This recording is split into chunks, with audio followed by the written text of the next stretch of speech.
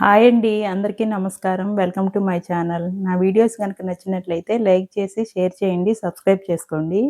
ఇవాళ మన ఛానల్‌లో ఎంతో టేస్టీగా ఉండే దద్దోజనం తయారు చేసి చూపిస్తాను. మరి ఇంకెందుకు ఆలస్యం ప్రాసెస్ స్టార్ట్ చేద్దాం. దద్దోజనం ప్రిపేర్ చేసుకోవడానికి ముందుగా మనం రైస్‌ని ఇలా మెత్తగా ఉడికించుకోవాలి. మెత్తగా ఉడికించుకొని గెంటితోటి రైస్‌ని ఇలా ప్రెస్ చేయాలి. మెత్తగా చేసుకోవాలి రైస్‌ని.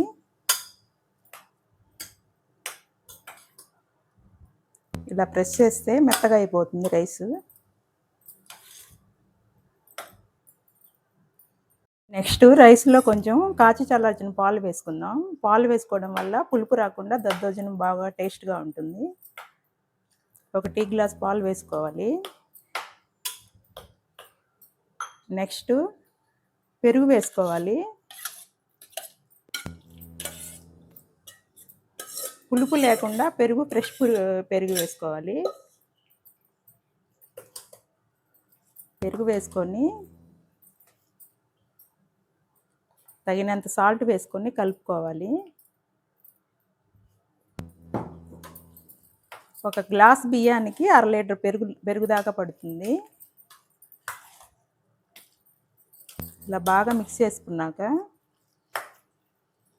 కొంచెం వాటర్ వేసి కలుపుకోవాలి.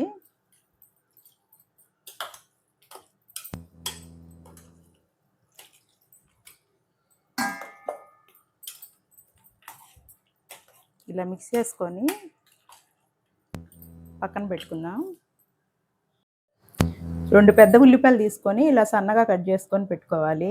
4 పచ్చిమిర్చిని కూడా సన్నగా కట్ చేసుకోవాలి. చిన్న అల్లం ముక్క తీసుకొని ఇలా సన్నగా చాప్ చేసుకోవాలి. అల్లం వేసుకుంటే ఫ్లేవర్ బాగుంటుంది దద్దోజనానికి. నెక్స్ట్ స్టవ్ వెలిగించుకొని తాలింపు వేసుకోవడానికి గిన్నె పెట్టుకోవాలి.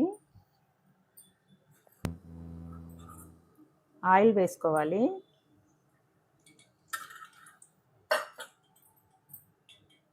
ఆయిల్ వేడైనాక తిరగమాత గింజలు వేసుకోవాలి. 2 ఎండుమిరపకాయలు కట్ చేసి వేసుకోవాలి. పచ్చెనగపప్పు వేసుకోవాలి. పచ్చెనగపప్పు ఎక్కువ వేసుకుంటే టేస్ట్ బాగుంటుంది.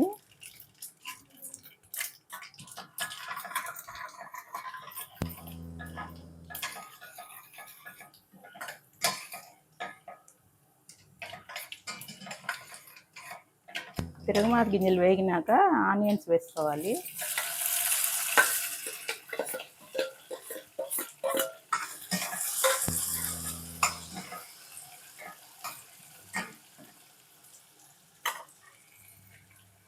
ఇప్పుడు కరివేపాకు వేసుకోవాలి.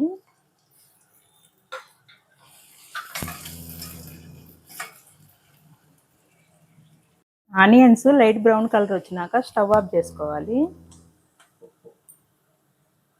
ఇప్పుడు ఈ పోపుని రైస్లో వేసుకొని మిక్స్ చేసుకోవాలి.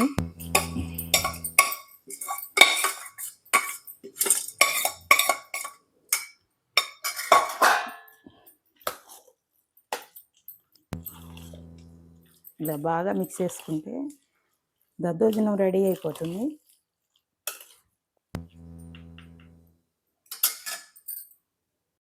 టేస్టీ దద్దోజనం రెడీ అయిపోయింది. దద్దోజనంతో పాటు నిమ్మకాయ, మామిడికాయ పచ్చడితో తిన్నా బాగుంటుంది. విడిగా తిన్నా బాగుంటుంది.